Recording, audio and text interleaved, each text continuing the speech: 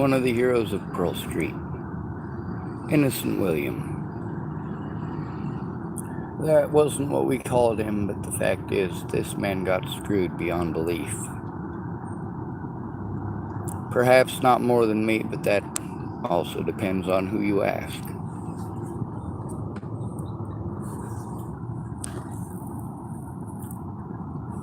Will grew up from a pretty decent family. They weren't well off or anything like that. They still had their struggles, and I didn't know Will at the time. I met Will years later. I'm letting you know the story as it was related to me by Will, by Officer Ramos, and also by, I want to say her name is Nina, and this is actually William's ex.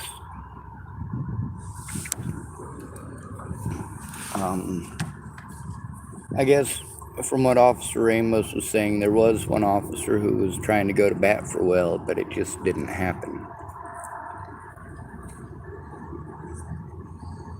He didn't know why. I don't know why Officer Ramos, if he was such a good man, didn't dig further into it himself or ask questions or make inquiries or ask why there wasn't an inquiry. Chain of command, they say.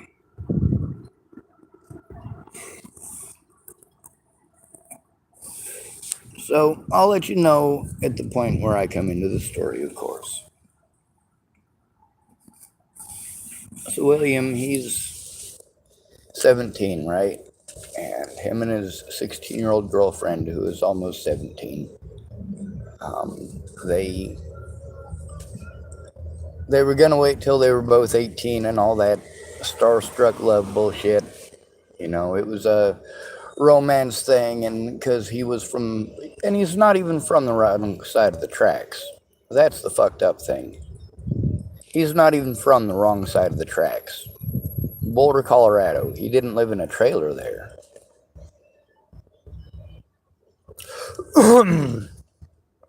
His family was lucky enough to move there when it was a lot cheaper. So, well, of course, one of the things that hurts him the most, his father died while he was in prison. But we'll get to that part. Will has this girlfriend, and I'm pretty sure it's Nina. And he gets Nina pregnant. And he's like not even a month till his 18th birthday, less than a month. So, of course, she goes, and it's just a few weeks before his birthday when, you know, it's confirmed she's pregnant. So, of course, she tells her parents, and her parents tell her to you know, not say anything about it, not say anything to anyone. And, well, he's excited. His dad is so excited. I mean, there's going to be a baby in the family, you know. They were at construction, and, you know, they liked Will's girlfriend a whole lot. I mean, she was just a sweetheart. And when I met her, she was still a sweetheart. She was a drug addict, but she was still a sweetheart. So her parents, they are well-to-do, unlike Will's parents. And I'm sorry, my hair is messed up. It was windy. So, whoa. God, there's a lot of fucking bugs here in Oregon, and I was just sitting off in the woods. I should probably check myself for ticks again. I found a couple last night. It's not a good story about Nina. It's got nothing to do with her, and I'm sorry for going off topic. Anyway, so she keeps it quiet, but Will doesn't. Will doesn't keep it quiet, and they wait until after Nina turns 18, and when Nina turns until after Will turns 18, and they have a celebration, and the most fucked up part is that Nina's parents are there. You know, Nina's parents are a part of his birthday. They didn't like him. They didn't approve of him. They were from a well-to-do family. They didn't want him dating their daughter. And, you know, they played all nice and all lovey-dovey on his birthday. So then Will's at work one day. You know, he's not in school. He was, summertime. And he was about to do his senior year. He did finish his senior year, by the way, but not in high school. So, Will, it's about a month after his 18th birthday. His girlfriend, Nina, she goes in to a different doctor, and her parents act all astonished. And of course, Nina, she's 16. She's scared. She doesn't know what to do. She was keeping it hush, but she knows that Will wants to have a kid. She's not on drugs at this point. So this is where, as a homeless person, you want to know if someone's going to be in your community and they're a registered sex offender. You want to know. So we'll get to the verification and all that in a little bit. So right after that, they go down and file charges on Will for rape. It wasn't statutory rape according to them. According to them, he violently raped her. And it was the parent's story. It was the parent's story versus his. They had the paperwork from the hospital. They had the doctor's statement that Nina said that it was Will's kid. And they took that to court, and Will, he didn't know no better. His lawyer was the fucking public pretender. They didn't have the money for a real lawyer. Are you kidding me? And Will's like, you know what? I'm fucking innocent. I'm not going to get in any fucking trouble for this, We had sex when we were both underage, and it was consensual, and, she's pregnant from that. We didn't do anything against the law by doing that. He's worried about, at that point, that he might force her to terminate the pregnancy or some crazy shit like that. He's all sorts of paranoid about her parents and what they might force her to do. And yeah, when you're underage and you live under your parents' roof, your parents can force you to do things.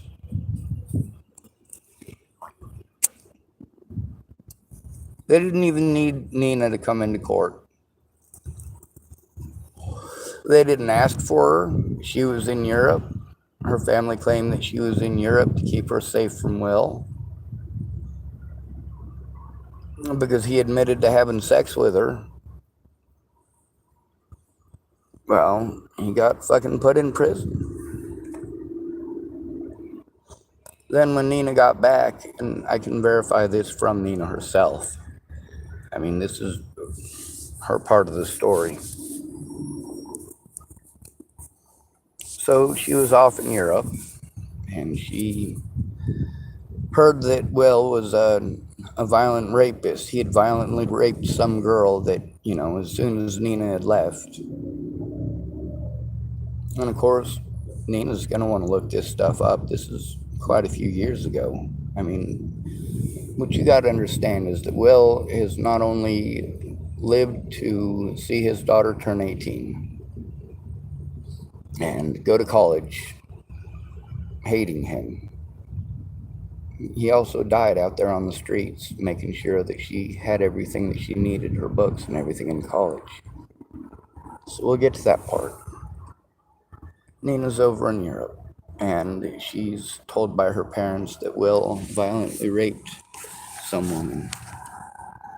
And so Will's in prison, and, he admitted to it, and so he's going to be in prison for like 30 years or some shit like that, they told her. And she went from, oh my God, I'm so in love with this man, and I wish he was here with me in Europe, to what the fuck was I thinking? I should have listened to my parents.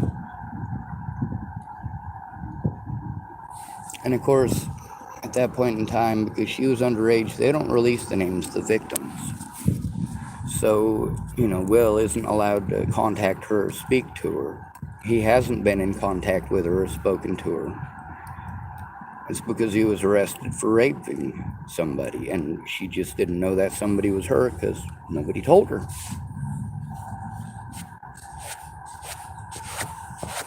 Well, one person did try to tell her. So, Will, he's supposed to have a no contact with Nina. She also, because her heart was broke, she got all into drugs, and, you know, the man she was in love with, that she was going to have babies with and conquer the world with, and he was out raping people the whole time, as she put it. Out there raping people the whole time. No, he was accused of raping her, and I told her that. Now, at this point, she spent a lot of years on drugs. Now, how did I meet her? Now, I might be wrong about this part of the story. I don't think she's even from Colorado. I don't think she lived in Colorado. But there was one time where I was contacted. Will said, all right, so here's the deal. Nina, according to my lawyer, because any kind of contact that we have is supposed to be through our lawyers. My lawyer calls her lawyer calls her. Now, Will doesn't have any support. Both of his parents are dead. Both of them died while he was serving a 6-year prison sentence. He served 6 years on a 11-year max, I think. So, I mean, he was in there quite a while. His daughter was born while he was in there. And then when he got out of prison, he went and got a full-time job. He was able to do it through a prison service because he was a felon. And he also went and worked at a library on the side. And he worked it out with his lawyer so that he could give Nina extra money every month so that her daughter would be taken care of, so that they could make sure there was always food, even if Nina was spending it on drugs. And she was, you know. I mean, while he was in prison, she was devastated. So Will's mom didn't die until, like, I don't know, a month before his daughter turned 18. And he was saying, you know, how sad that was, because his mom was allowed to see Nina, like, in pictures and stuff. And then his mom would share those pictures with Will. I mean, it was a very messed up situation. She wasn't allowed to talk, but she was allowed to receive letters.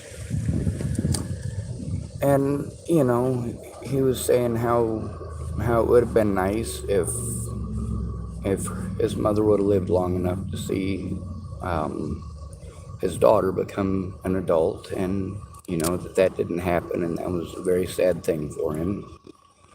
When I met him, his daughter would have been 13 or 14 at the time. And he did the same thing. He had his regular 9 to 5. And then he went to Labor Ready on the weekends. And then also after hours, he had his own handyman service and a cleaning service. And he went around Boulder doing all of this stuff. And he's like, you know, the toughest part is getting a client base, because you have to tell everybody that you're on a registry.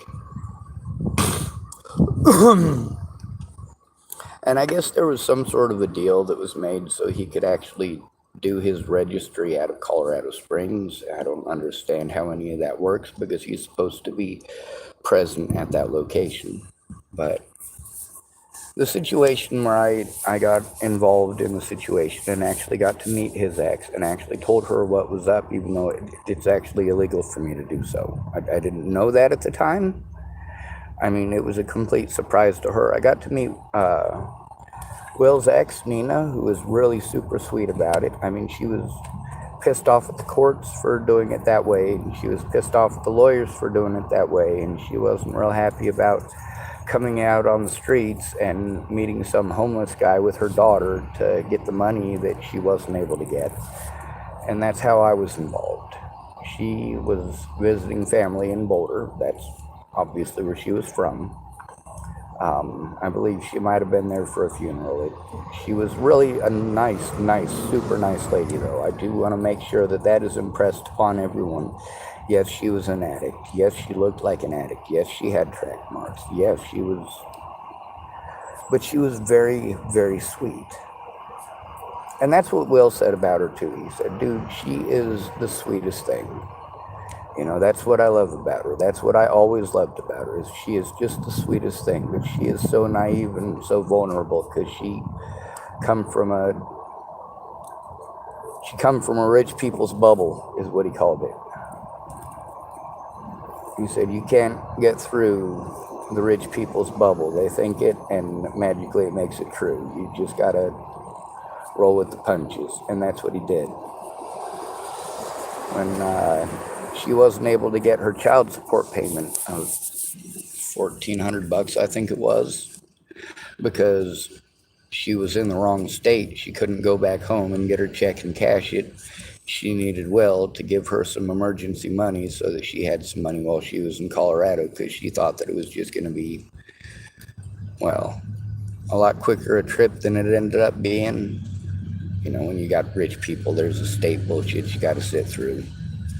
I think she got like a piano or something, and she was trying to see me on her way out of town, but she was also telling me that she's going to be stuck there in Colorado for at least 2 or 3 more days. And very chatty lady. And she held her daughter's hand literally the entire time that we were standing in the center of the Pearl Street Mall on the bricks. It's an actual road, but you can't drive it on anymore through the mall part, the part that's an actual brick road.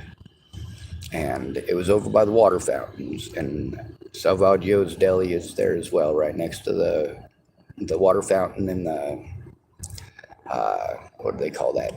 Well, it's a water fountain, but it sprays up water out of the ground. It's a really cool thing. It's part of the whole tourist thing they do with Boulder and beautifying the mall with all these waterworks, just like the thing here in Hood River where it's the trout going through the trail, and it has the artificial waterfall with the metal trout statues in it. Just beautification shit for tourists, or to get rich people attracted to living there. Oh, look at the prettiness you can see wherever you go. It doesn't look like trash all over the place. By the way, you can thank mostly homeless tweakers for that here in Hood River. If there's one thing that they're good at, it's running around and picking up trash from every goddamn body else in the world because they don't want to get fucked with by the police. True story. So we'll get back to Will. Will thought he was going to be able to get an appeal. Now, the reason that Will didn't get an appeal is because he pled guilty. His public pretender told him that was the choices that he had. They weren't going to release him on bond. He just had to sit there. His dad was able to come and visit him, and they were saying that they were going to get him a real lawyer and all that. And I guess there was one occasion where Nina was in the same town as him, and she was afraid that she was going to run into him, because she's afraid of the stories that she heard about Will. About how Will violently raped an underage girl right after his 18th birthday.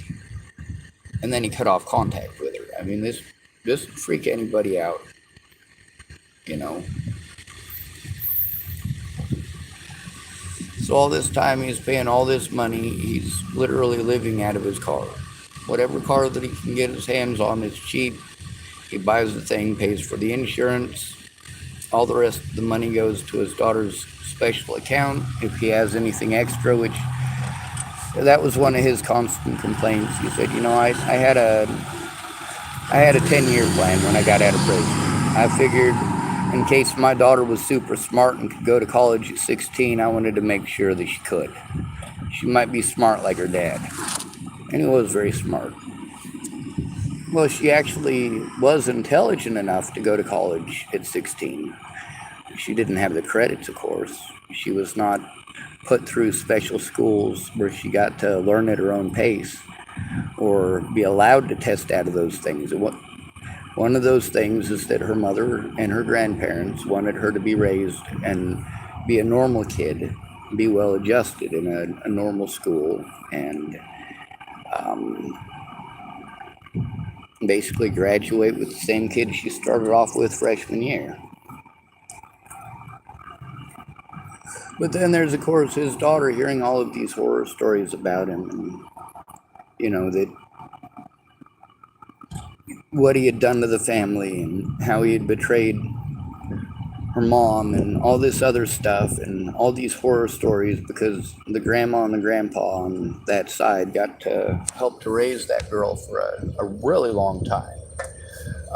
When Nina first ended up getting some diagnosis, it was some disease that she was going to die from because she was using needles, and they took her kids away from her, and it was a big old thing. And me and Nina, even though the only thing that I was there to do is to hand her an envelope with $1,000 in it, that's all Will could come up with. It's quite a bit. I want to say she probably sat and talked with me for maybe 2.5 hours. She was telling me at the beginning that she was in a hurry, but Jesus Christ, I don't know what it is. People just feel like telling me their whole fucking life story. I'm a lot better at listening to them than they are at listening to me. So once in a while, I give them the same treatment they give me. They're not particularly fond of it. Nobody is.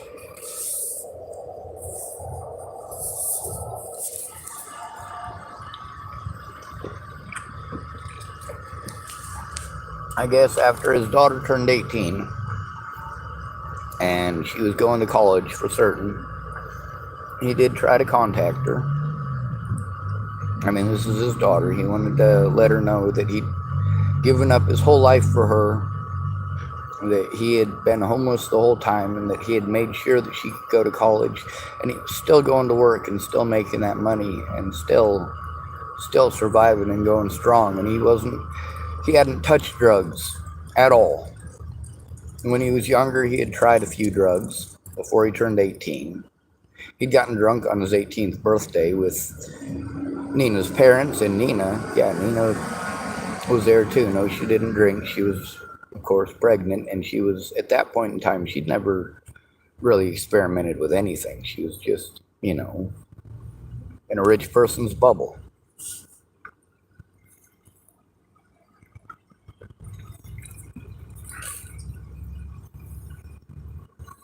His daughter wrote a letter to his lawyer saying that, well, basically, all this stuff that grandma and grandpa had said about him, and what mom had said about him, and about how she couldn't forgive something like that. And she also had stated that she knew that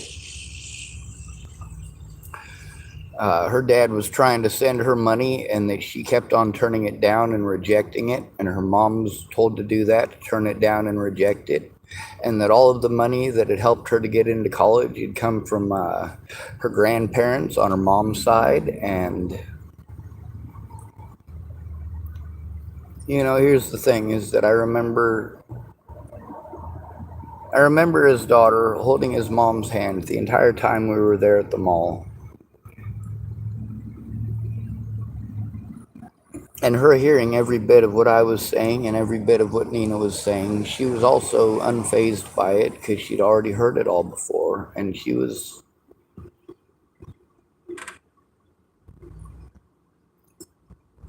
I have to take that back. I met her when she was 8 or 9. I met Will and Nina's daughter when she was like 8 or 9. I don't remember her name. But that would have been...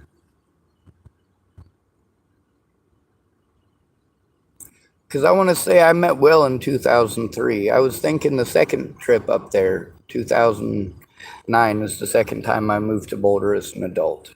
But I think I met him in 2003. I'm fairly certain of that, because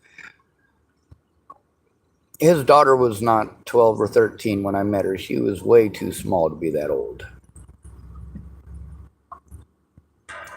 Anyway, so I mean that's a really tough situation for a father to handle. And at that point, that was when he got into drinking.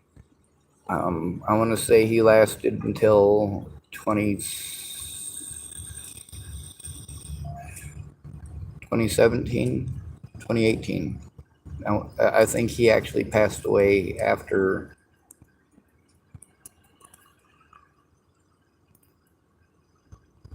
I'm not for certain. See, that's the thing about all these years. I'd have to go back and find out exactly when it is that Will died.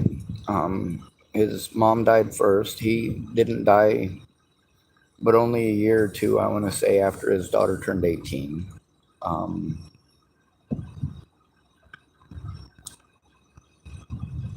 I'm pretty sure that he died right around the time that either I was in Virginia, because he might have been one of the people that died while I was in Virginia that I was real sad about. That was back in 2016. But that's the thing about knowing so many people out on the streets, caring about so many people out on the streets, learning about so many people out on the streets and their trials, tribulations, their suffering, their addictions.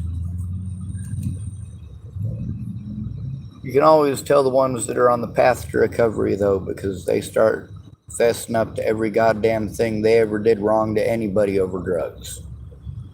And I mean everything. Like, they just won't shut up.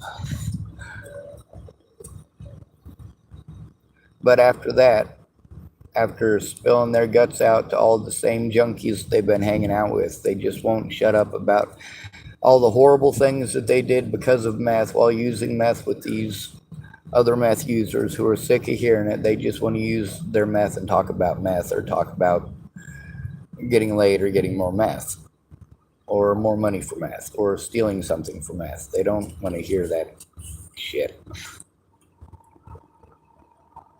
And that person at that point realizes that they don't have any real friends, and so they leave the situation and they leave the drugs, and then they're on the road to recovery. Natalie Bollinger tried to do that, but it's tough to go into recovery when you travel all the way to Virginia to be with your mom in Virginia and your sister in Virginia, and they can't even stay clean. And then, although neither one of them are clean, they're going to accuse you of never being clean. And no matter what you do, it must be because you're a heroin addict. Natalie Bollinger's family fucking treated her like hell, and there's a good goddamn reason she was suicidal. There's a reason that I support her doing what she did. Most of it.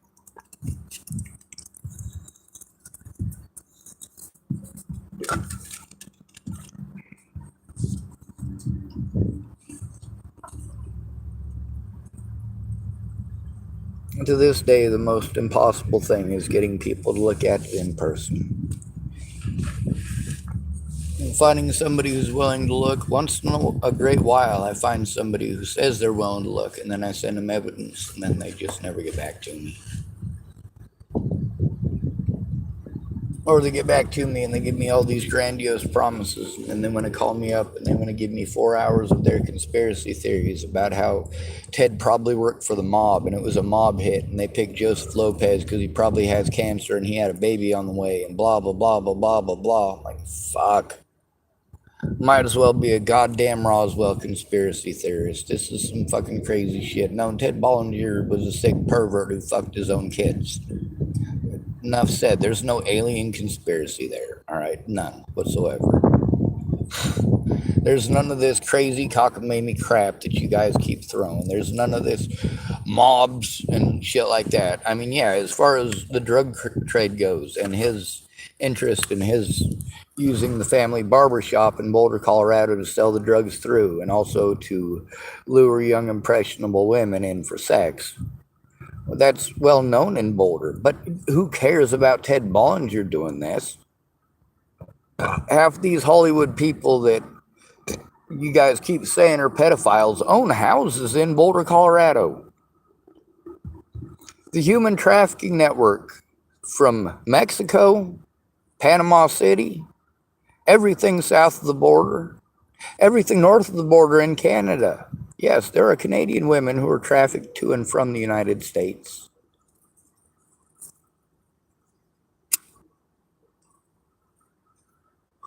Denver is at the center of it all, but Denver is fucking dirty. Dirty rich people want to live in a clean community.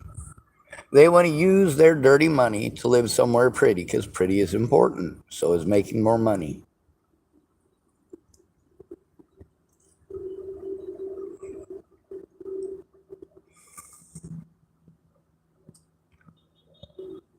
I always wondered what life would be like if, well,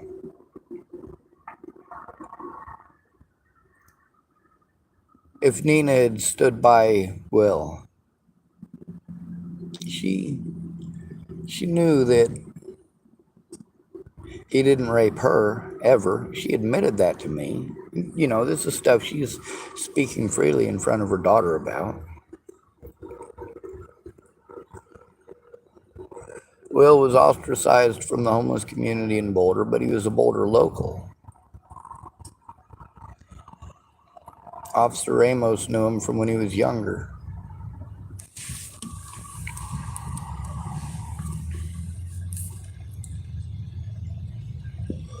Will and Nina used to meet down on the bricks. When I say on the bricks, that's the Pearl Street Mall. That's where they met each other. She was down there slumming it up. She also had the telltale marks on her arm.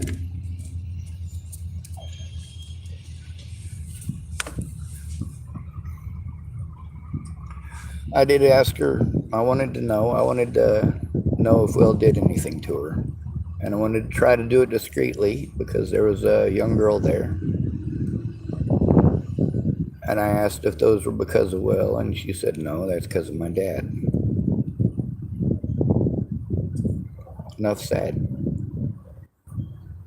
But this is the same father who is telling her that Will is a violent rapist, and she listened to him. But she also pointed out, and like Will had already told me, it's like her mom is the one with the pants in the relationship. Her mom controls everything. Her mom has so much dirt over his head. I mean, she could literally send him to prison for the rest of his life and walk off with a fortune. Or he said, and still walk off with a fortune. All she'd have to do is divorce him, take half of his shit, and then slam him with the charges.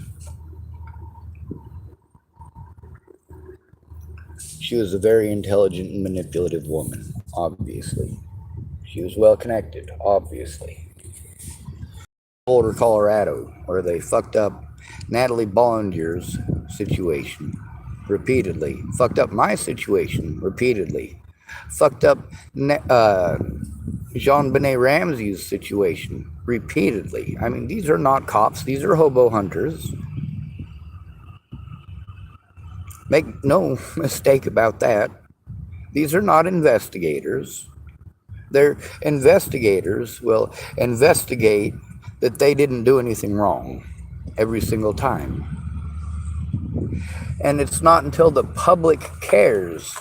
If the public cares and the public keeps a close eye on them, then they're not able to do the dirty little tricks that they like to do, like when somebody goes in alone. When a disabled homeless male has to go in alone to try to turn in his predators. Well, that's the problem, is that just because I'm disabled and homeless, well, then you can deny me my rights as an at-risk adult. Is that how it works? You can deny my right to turn in people who are threatening to kill me and my family.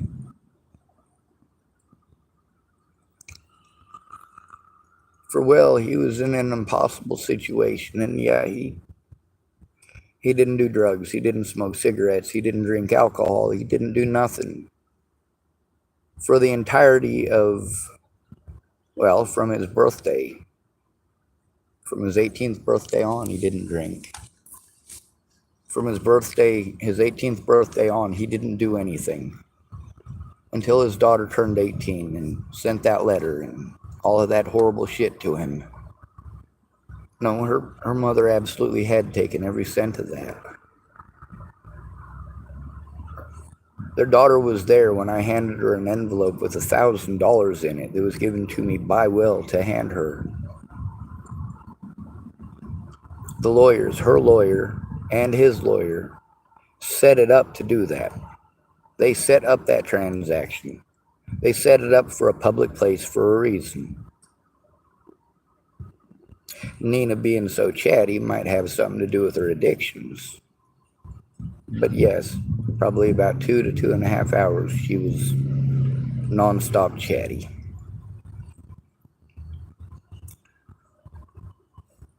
Will had mutual friends with Nina, and some of them kept in contact with her, and they didn't really keep in contact with him. But once in a great while, kind of like the situation with me and Jamie, I was done with that situation. I was out and I was gone, but people wanted to keep on giving me updates. You know, they would ignore me the whole rest of the year, but when they had some fancy schmancy tidbit on Jamie and what she was doing, no matter how many times I said, don't tell me about it, I don't want to hear it, they just couldn't stop themselves. They had that one little nugget that they knew something that I didn't. I don't give a shit. I don't fucking give a shit. If Jamie needs my help, she knows how to get a hold of me, and she will get a hold of me, and I will show up, and that will always be the way that it is. Yeah, I'm pissed off at her at all the wrong shit that she fucking did. I also understand why she did it. And see, that's my biggest fucking downfall, is that I put myself in everybody else's shoes. Always. I try to look at it from their point of view and from their position. Their risks. For a lot of these people, I stated their risks well before they ever told me the risks themselves. Well before I ever recorded the risks from them. I already knew what they were. I already knew what most of these people were afraid of. Many of them had told me already what they were afraid of, and many of them were in positions that I've seen many, many, many single parents in. Yes, you absolutely have to be afraid.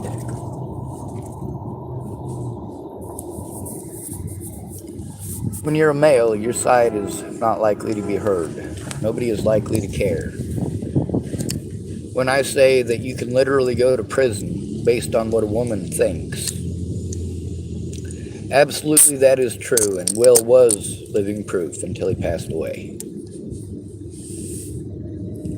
I'm going to tell you something about that man, though.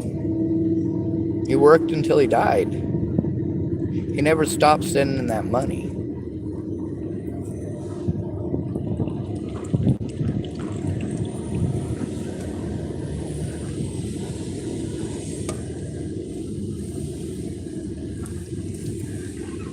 So, obviously it was still being received.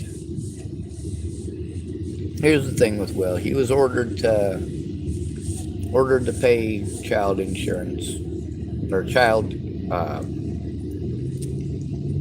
he got slammed with everything. When he got out of prison, there was a brief period of time for about 6 months where he was doing a subcontracting job, and he made a lot of money. So they set him for a 6-year period. Within a couple of years of him getting out of prison, they set him for a 6-year period, claiming that he was earning $6,000 a month. No, not even close. No, that was a 6-month period of time. He had a really, really good job, and it was just for one extended project. So he's obviously paid a lot of money out in taxes in this, and at the end of that year, he ended up owing a lot of money in taxes because of that, and also owing money to the government, and they were threatening to throw him back into prison because he wasn't paying his child support. He was paying the payment that he was ordered to pay, but then they didn't tell him that they had readjusted it. He's living out of a vehicle, so he's having to get his mail somewhere else. So he's able to read his mail when it gets there. when the person who's receiving his mail just happens to let him know that there's like 3 weeks worth of mail here sitting on my desk, you better come get it.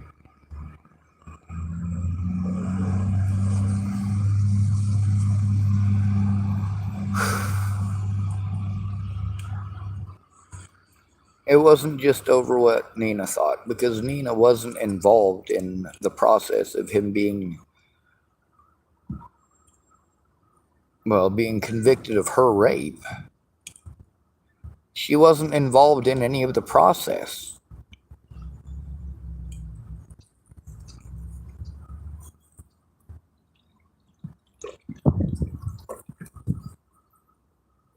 To this day, she'll tell people he never raped her. He never did anything of the sort. He was never extra feely. He was the guy who showed up at your door with a thing of flowers. The dork who showed up with a thing of flowers, although Will was a pretty good looking young man. He had a good sense of equilateral proportion. He had a full head of hair. He had a decent build. I mean, in prison, there ain't a whole lot to do but eat and work out. Now, after his daughter turned 18, he continued to send the money to the college fund, which until he died, he paid into. And he continued to send Nina money so that Nina was cared for. Because here's the thing, is that through all this time, he said, you know what, I'm always pissed off. Always pissed off that I can't talk to Nina and show her what happened. He said, I'm always pissed off that when I tell my lawyer, hey, you need to explain this to her lawyer, that this is what happened, and his lawyer explains to him that I'm not allowed to do that. The courts appointed me so that we can make sure that the child support payments are getting through. That's what the courts are appointing me for. That's the only job that I do.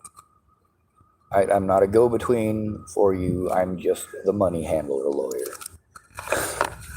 God, that's got to be pleasant. Oh, you're talking to the wrong kind of lawyer. You're talking to the wrong kind of lawyer. For me, both civil and criminal penalties, civil and criminal charges needed to be filed in all of my situations. They were able to break it apart and try to pretend like I was crazy by saying, oh, well, you can't show this evidence and you can't show that evidence because it's from out of jurisdiction. So instead, what we're going to do is we're going to call you schizophrenic and delusional for even saying something about it. We're not going to allow you to show the evidence. We're going to appoint you a public pretender who is not going to listen to a goddamn thing you have to say. Scott DaCosta and them fucking goons had already told everybody that I was schizophrenic by that point.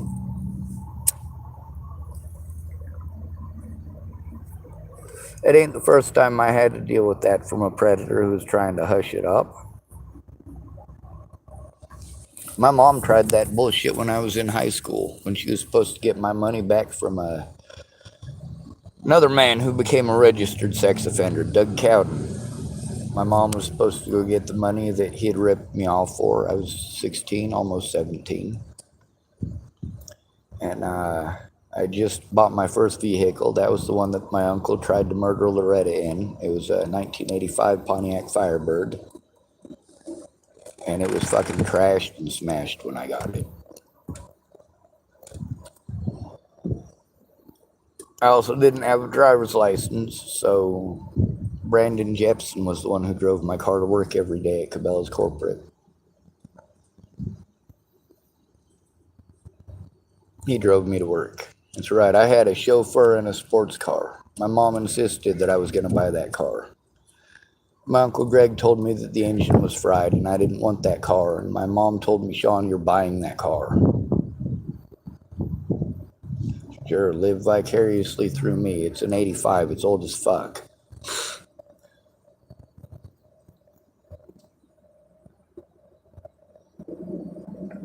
I guess 10 years old isn't that old, is it? It's not a classic.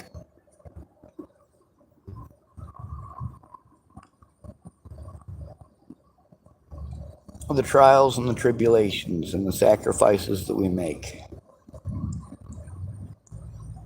Do you really love that other person enough? Or are they showing all the love? Will showed absolutely nothing but love to his daughter through the entirety of her life. She just didn't see it. Nina never stopped being hurt that he would not only be attracted to another woman instead of just waiting on her to come home, but to be attracted to another woman enough to forcibly rape her. Nina just never got over that. When I told her that Will was arrested for raping her, she was telling me, you can't do that. They literally can't do that. That's against the law. That is absolutely not what happened. You are lying to me. Will is lying to you. I know that he's lying to you because I never charged him with rape. I never even once ever claimed that he raped me. That was a point of contention I did not push. But false charges and false accusations destroy lives. What Will had going on with Nina, it's similar to what I had going on with people like Tim Beeson and Natalie Bollinger. Tim Beeson was calling me and threatening my family, messaging me on Facebook and threatening me and threatening my family, calling me a tweaker, calling me a child molester. Most of the people who had abused me over that shit, over those fucking rumors started by Matty Boa, were in person when I went to see my loved ones, when I went to see my support network. I've been disabled my entire life. It's abuse that shuts me down. And if you take an abusive tone with me, or you lie to me, yes, that's going to shut me down and make me not trust you immediately.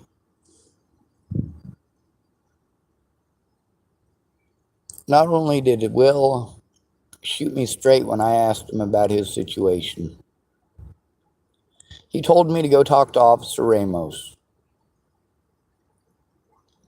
He said, ask Officer Ramos about me. Apparently, there'd been a couple of situations where people wanted to hurt Will because they'd heard rumors. And Officer Ramos went there to stop it. Officer Ramos was called in specific by Will.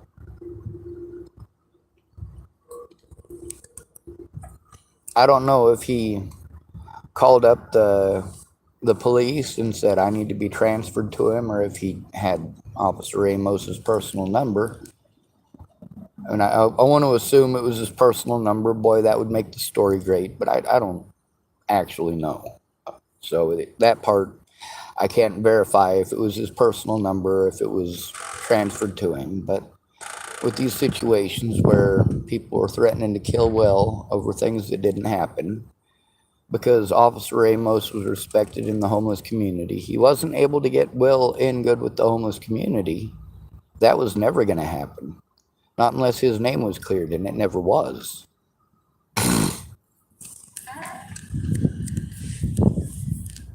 But he also had an added benefit. Officer Ramos was saying, well, because on one of these occasions, the people who had attacked him and assaulted him and told him that they were going to kill him, he didn't call Officer Ramos. Officer Ramos was already at the scene when the violence began. Because Will was saying, hey, I'm being threatened. These guys are telling me they're going to kill me. They're, calling me a homosexual and say I like little boys, and they're all sorts of stuff. So he didn't call the police about violence, about actual violence. He was only calling the police about threats. And normally they're not going to go out there for a homeless person. The fact that Officer Ramos went out there and was actually at the scene, like within almost, I don't know, I want to say, according to Will's story, he said that as soon as the violence started, like he saw the lights on, he saw Officer Ramos get out of the vehicle and start approaching, and that's when these guys started waylaying him. So, I mean, it was something that Anyway, it's a hate crime to assault somebody for being a sex offender, and because of the things that they had said, I guess Officer Amos and several officers actually had to arrest some people for assaulting a sex offender in front of them. So Officer Amos probably remember that story, remember well, and if he's still alive, he can probably even give details if he's allowed. But he got cancer, so I hope he survived it. There's no guarantee, though. With Will being dead, I mean, how do you clear his name after that? He's dead. Everybody on his side of the family is dead. The people who actually did the horrible shit to him, they're all dead. You know, Nina's parents are dead now. Neither one of them are alive. And, you know, everybody involved in that evil and that wickedness is dead. What's left is two very broken victims, Nina and her daughter.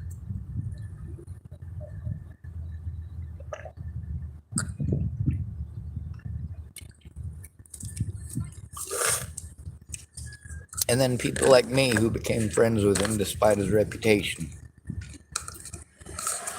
There's several people like that. When I say Matty Boa and I became friends because Officer Ramos and Officer Jenny Paddock, I meant it. You know, it was highly inferred that I actually look out for her and keep her safe, which I always did anyway. I tried to keep them safe the best way that I could. Don't talk to me. If you're not 18, you're 12. Oh my God, those kids fucking hated hearing that. If you're not 18, you're 12. They'd come try to sit in a group where it's me and 3 grown-ass adults who are all homeless. There are no children sitting in our fucking group. What makes you think it is okay to pull out your pot and come sit cross-legged in my group? No, that is not going to fucking happen. You come back when your ID says you're 18 years of age, and I'll let you sit with me. Until then, you need to go away.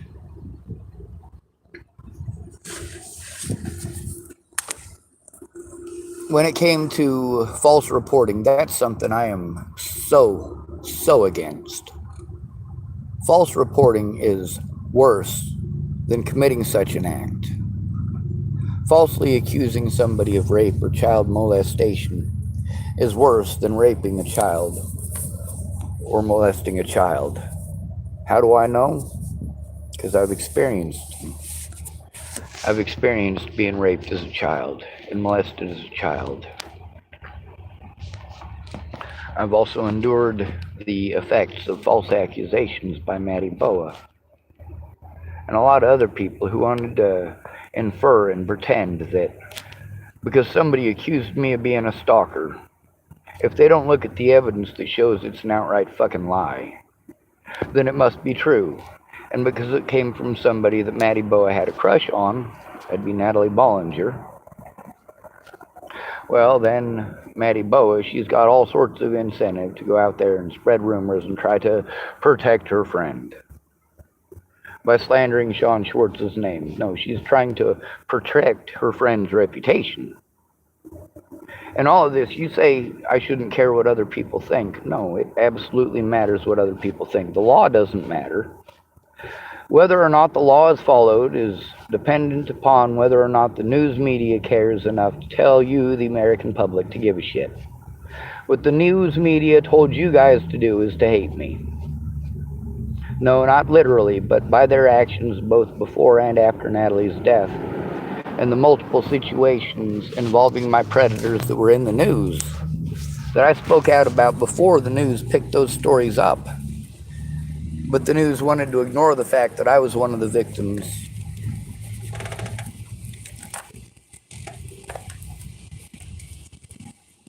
There was a boy who was in Clearview. He was underage and he was a victim of Clearview.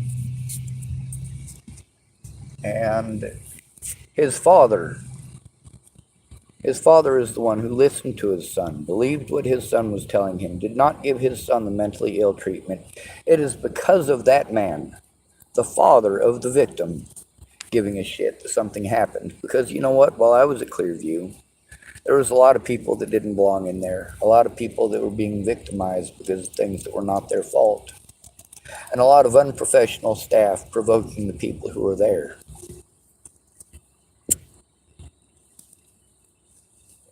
I know another underage victim from Clearview will be turning 18 here shortly. And when she does turn 18, I'm going to... she lives in Nebraska, so it would be 19. Yes, she was taken from Nebraska to Colorado Springs and from Colorado Springs to Clearview, which is also in Colorado. And she was not treated well in there. None of us were.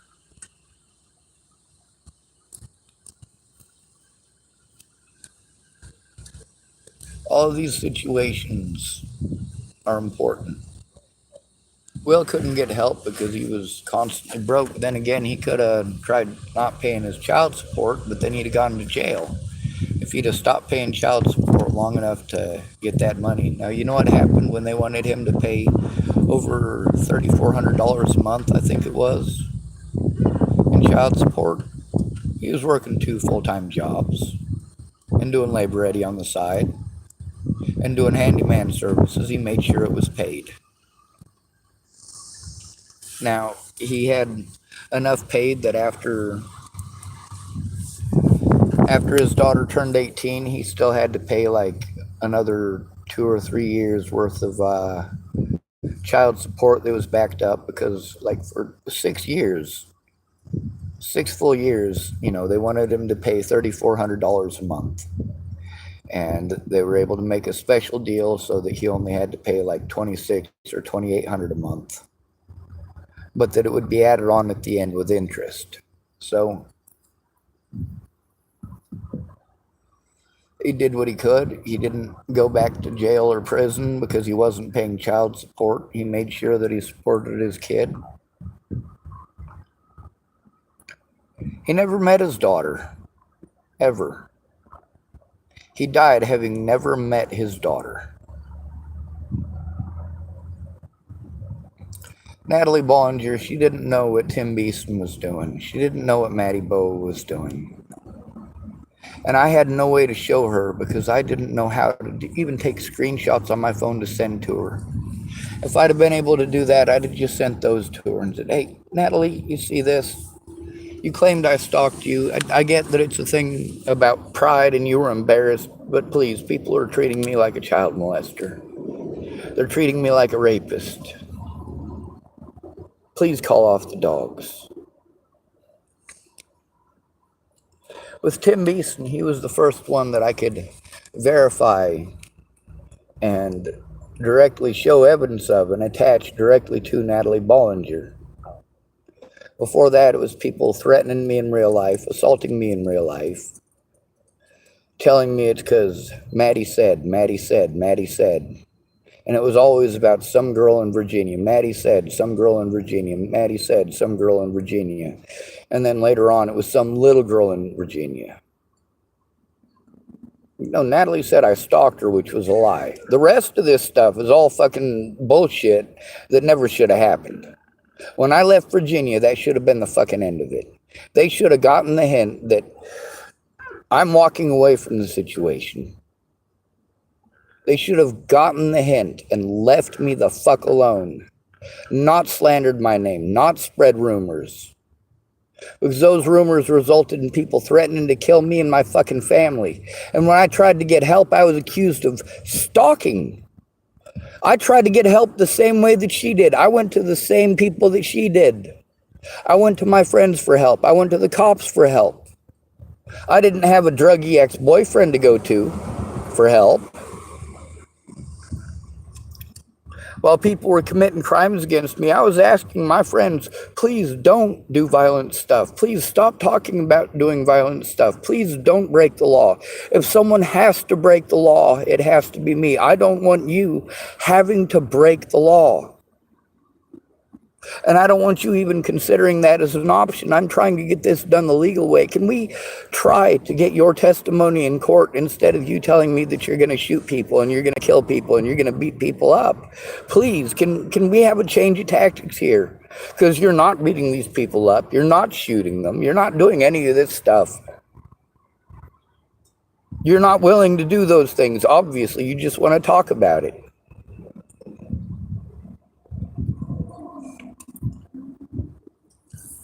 When she went to her friends and claimed that I was stalking her for asking someone, please help stop this. I am being abused. I need help stopping the abuse. And of course, people want to give me advice. They always want to give me advice. I got recording after recording of people giving me advice that I cannot take. It's great advice in another situation. It's great advice for some situations. But it's not a blanket fix-all for every goddamn thing. You just need to love yourself. Doesn't fix everything. A bird in the hand is worth two in the bush. You've literally told me nothing at that point. That is not advice. That's just a saying.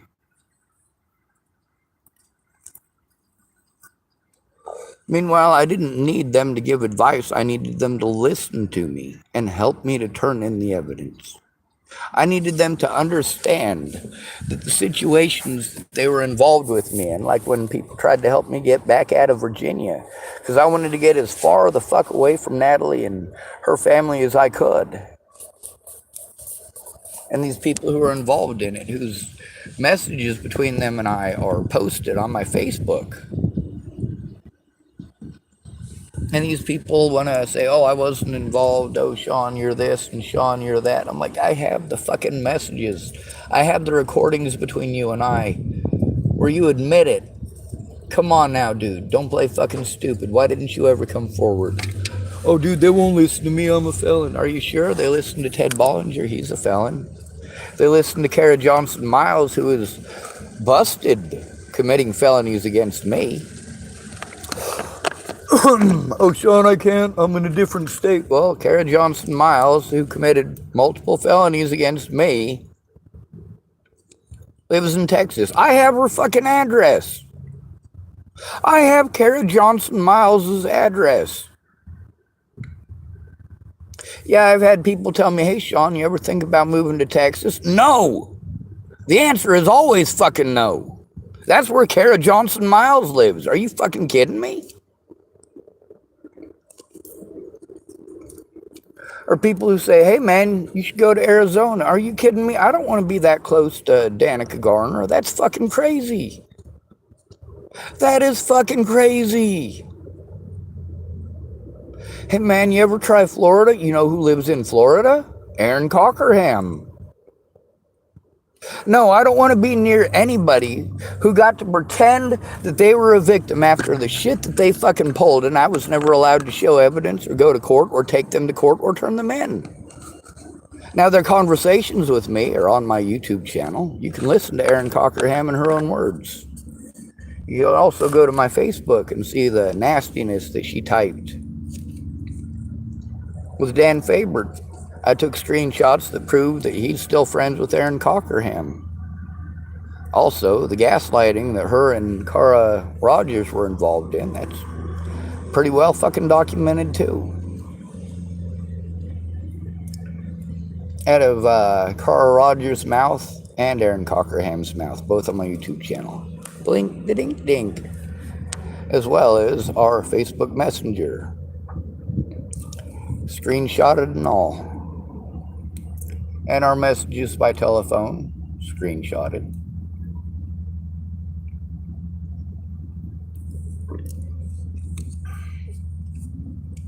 There's a lot of evidence that was destroyed, and a lot of evidence that was stolen. I tried to back up everything that I could. And of course, I did a pretty damn good job, given my circumstances and my resources.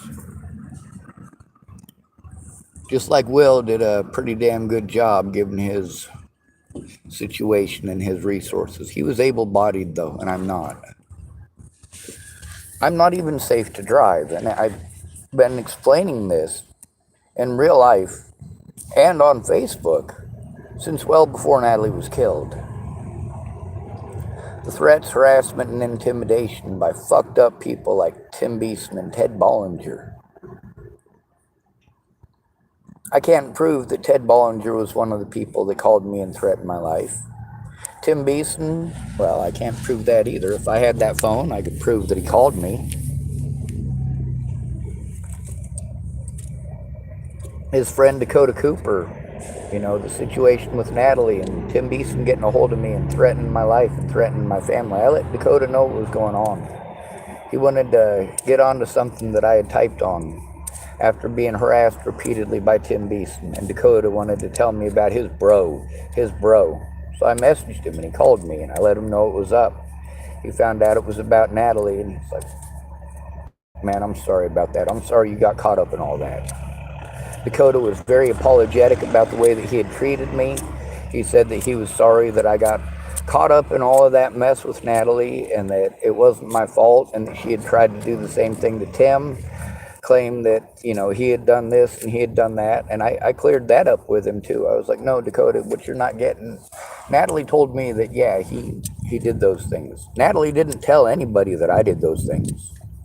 Natalie did not claim that I raped her at any point in time. Natalie did not claim that I raped or molested her at any point in time. Alicia didn't claim that I raped or molested her at any point in time. This is a completely different situation. With Tim, yeah, she told me what he did. She didn't tell anybody that I molested a goddamn human being. What she did is play on the, oh, well, he might. She wanted to play like she was afraid of me doing something horrible. In reality, what she was afraid of was that somebody would listen to me. She tried to call me mentally ill so that people wouldn't believe me when I said that she was on heroin and she did fucked up shit.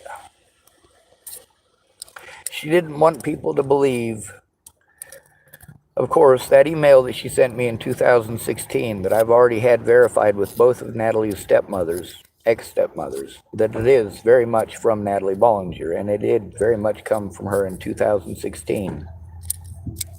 It is verified that Natalie and Alicia and I did not become friends until they were adults. It is verified that, yes, according to them and their own words, they did verify that they were down there. They were selling drugs. That's why they were there when they were kids. It also verifies, in their own words and mine, that I tried to scare them off and that they were thankful for that as adults.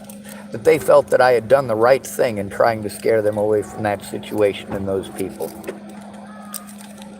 But then again, how could they walk away from it when their own father was forcing them to go down there and sell drugs? How are they supposed to get away from that? Rose M. Kelly needs to have the opportunity to speak out against Ted Bollinger and not have her life and family at risk. Alicia Bollinger deserves the right as well.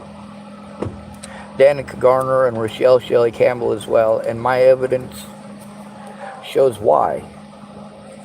The problem is, same as before Natalie was killed, my technical abilities. Yes, I have the ability to take screenshots now.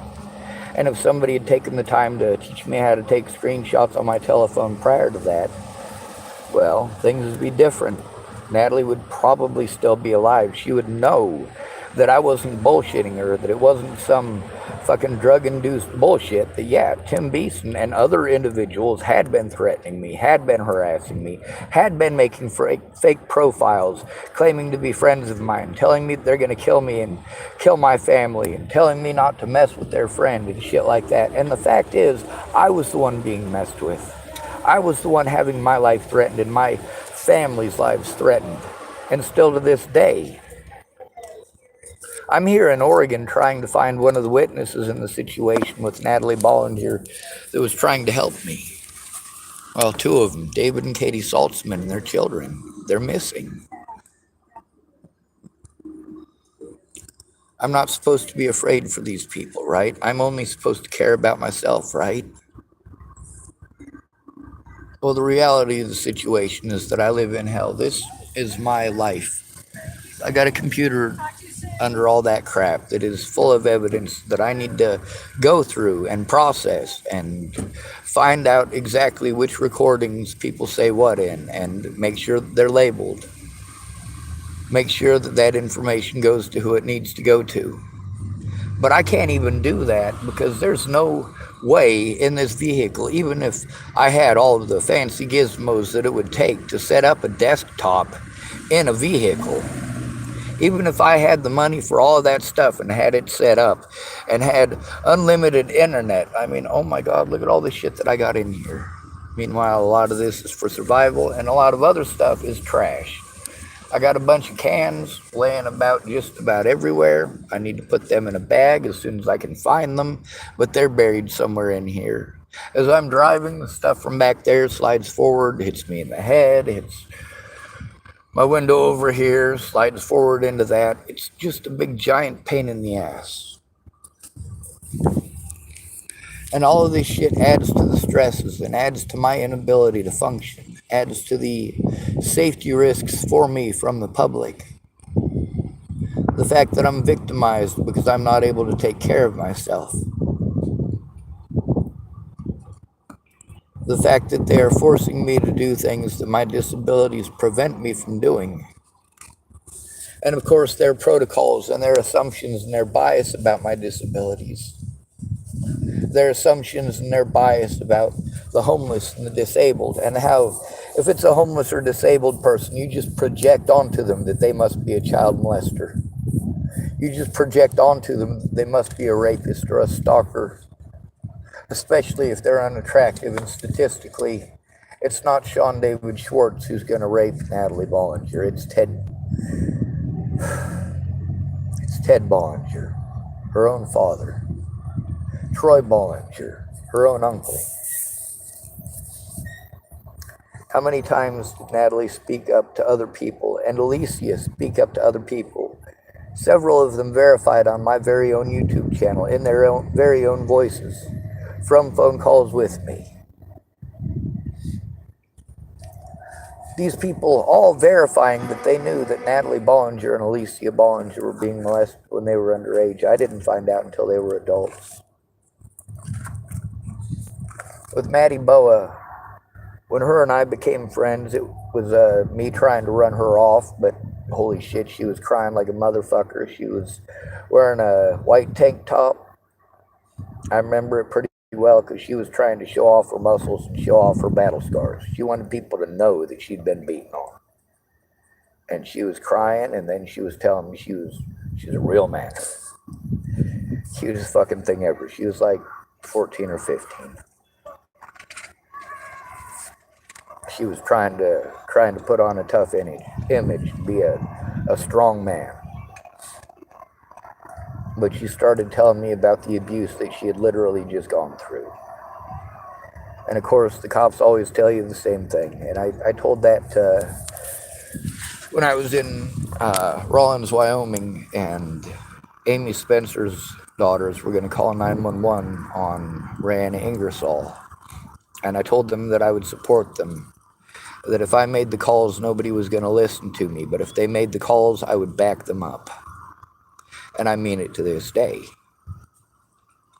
They were absolutely being abused. And I told them exactly what I was told by officers in the Natalie situation. Exactly what I was told by officers in the Maddie Boa situation.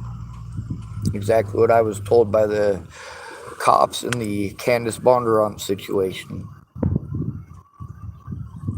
And the Carl Rogers situation, and the Aaron Cockerham situation, and all of these situations, they told me the victim has to come forward. They can't do anything unless the victim comes forward.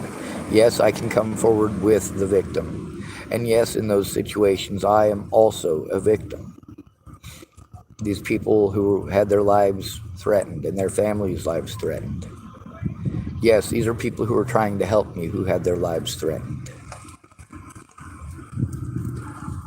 And then they victimized me because horrible people did horrible things to them. You wonder why I'm angry. You pretend that this is because I couldn't take no for an answer. Uh-uh.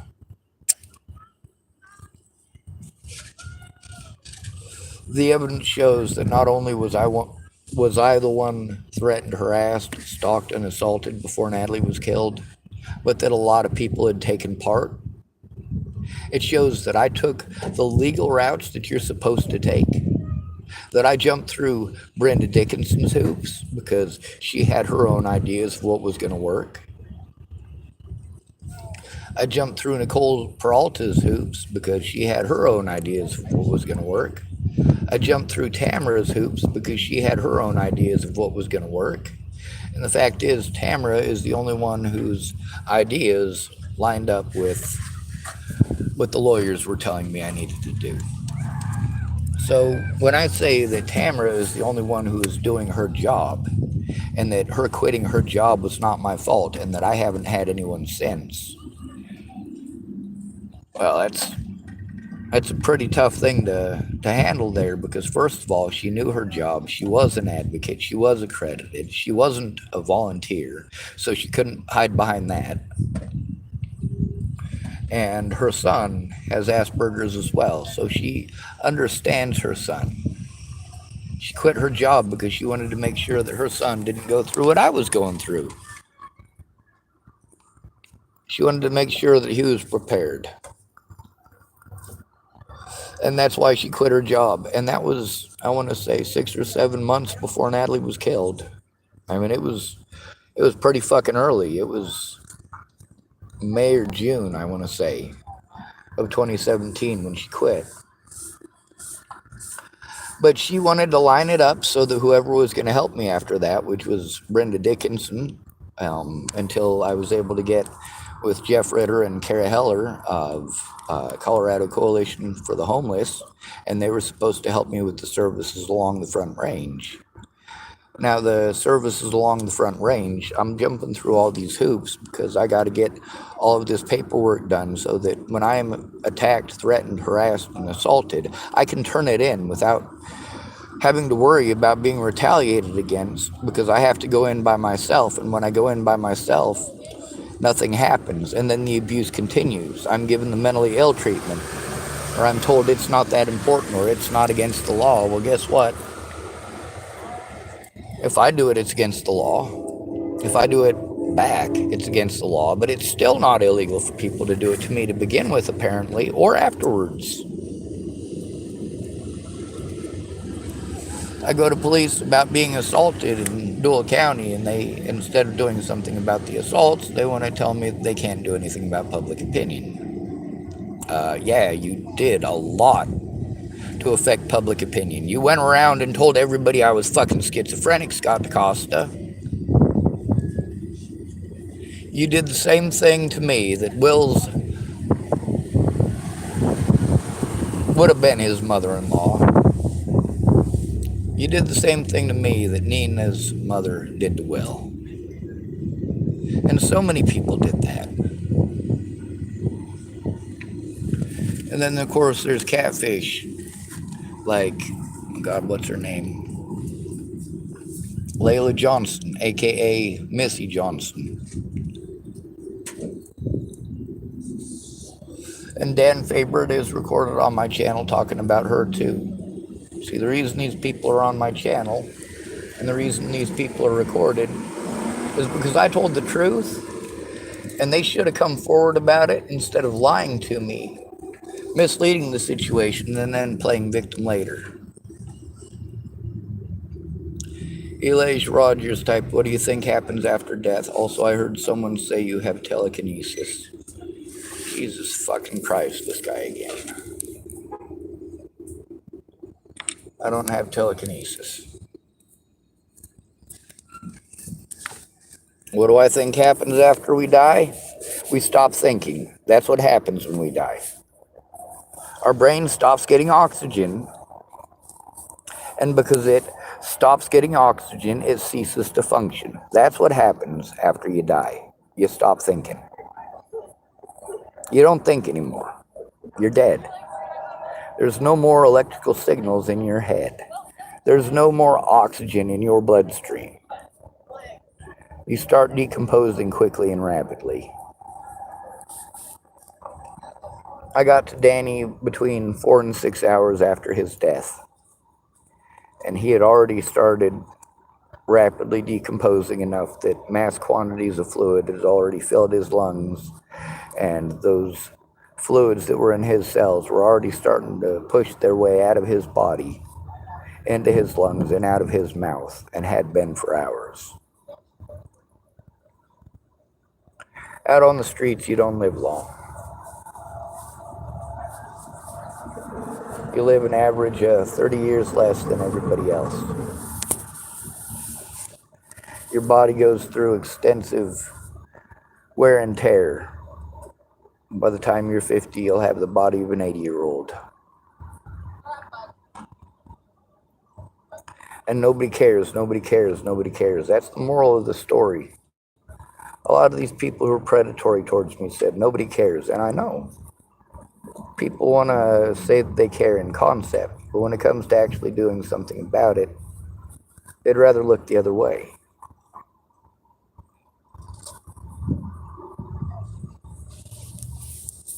Elage typed, hard to perceive nothingness. Consciousness creates the illusion of time. Well, you know what? Obviously, I'm still alive because my brain still functions, and since it still functions, I am perceiving what it is that I exist in currently. When my brain ceases to function, well, it wouldn't be perceiving nothingness, it would be absolution of nothingness.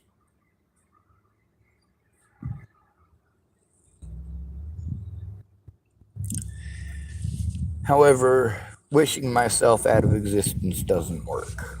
I know I've tried. Elijah Rogers typed good point.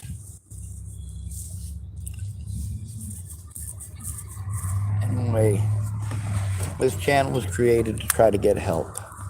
Try to get actual help for me and for the other victims. Try to get help that is not us having to go to service after service alone for them to tell me it's not their job. Or for us to have to depend on drug addicts and alcoholics and being subservient in environments where people, well, although their intentions may have been good, the environment itself was not. With Shannon Alvarado, her intentions were good. I don't believe for a moment that she didn't have good intentions.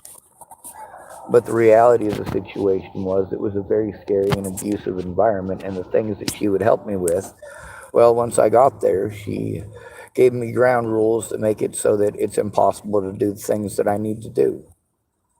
No recording during the day, which means that I can't record the phone calls that I need to make to the police. You see, in all these places, what I was told to do by lawyers, I tried to do. When people wanted to play pocket lawyer about stuff, I already knew they were full of shit. I'd already consulted lawyers. When I told people what help I needed, it was very specific. It was the help that the lawyers told me that I needed. And of course, Tamara didn't need to call the lawyers with me to know that. She was already on it. She already knew.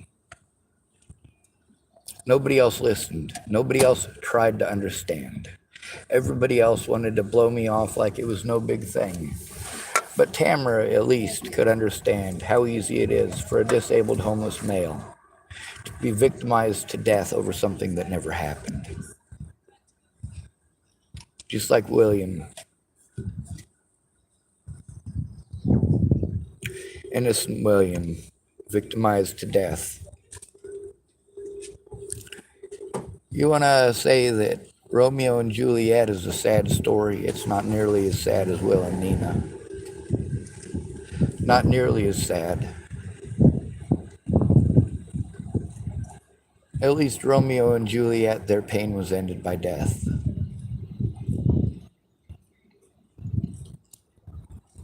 Swiftly.